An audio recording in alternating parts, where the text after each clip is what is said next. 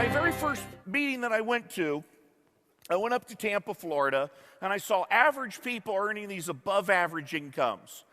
And then there was a conference coming up that month up in Asheville, North Carolina at the Grove Park Inn. Anybody ever heard of this place?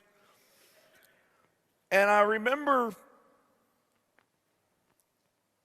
I wanted to go to this conference, but I didn't have the money for the plane ticket, and I didn't have the money for the hotel. And I remember all excuses are equal. You know, Jeff, you can make money or you can make excuses, but you can't make both. And I remember driving up to that conference, sleeping in my car,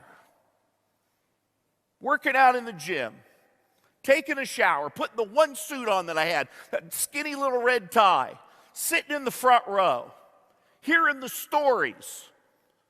And I was moved emotionally. And I left that conference. I remember getting in the car, driving home from North Carolina back to Sarasota. And I was crying these tears of joy.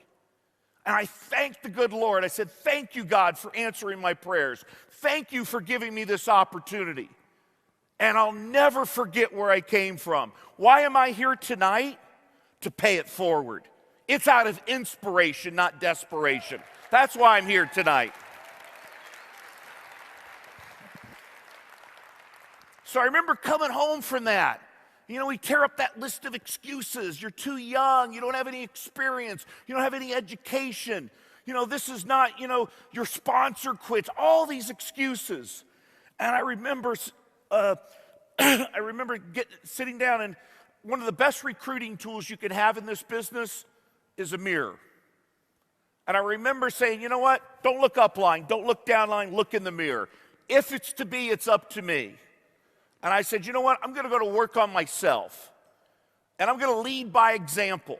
Be the best distributor in my organization. You know, the type of person that inspires yourself, that inspires other people. Employing yourself, holding yourself accountable, having very high standards. And I went to work and I started sharing a product, sharing an opportunity with consistency of discipline on the paying activities over and over and over again.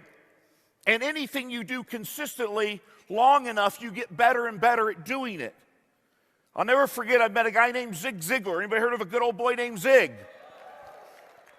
Zig said to me, he said, Jeff, if you help enough other people get what they want out of life, you'll have everything you want out of life. So my focus was not on me. My focus was on going out there and caring more about the customers and the results they got more so than the income I was earning. The focus was helping those new distributors, getting off to a fast start and helping them. And you go into a relationship to give, not to get. You're not measuring what you get in return. People don't care how much you know until what? They know how much you care. So I went into the business, and with some of these things that I understood, I started leading by example and building the business here in the United States. I started in Florida, then I went across the United States and worked in all the different states, Canada, then I went over to Europe, and I've been now in over 25 countries that I've opened. Personally gone in there and set up leadership. Always stayed in the recruiting and the building mode, the production stage. Never fell into the management stage.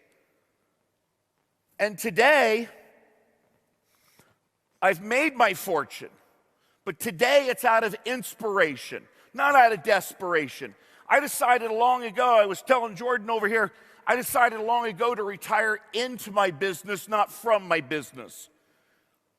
And the reason is because somebody sitting here in this room tonight, it's your grand opening. It's your kickoff. It's your chance. It's your dreams. And I'll never forget what it meant to me when somebody shared this with me. A chance to make a difference. A chance to be part of something bigger than yourself. A chance to be part of something that's mission-driven, cause-oriented, a movement. I loved what Eric was talking about earlier tonight, about the why part. You know, there's two parts to our business, guys. The first part is the science of achievement. where you achieve and you produce and you build. The second part of our business is what I call the art of fulfillment. The art of fulfillment, where you have something that there's meaning and purpose. Something that life's not about me, life's about we.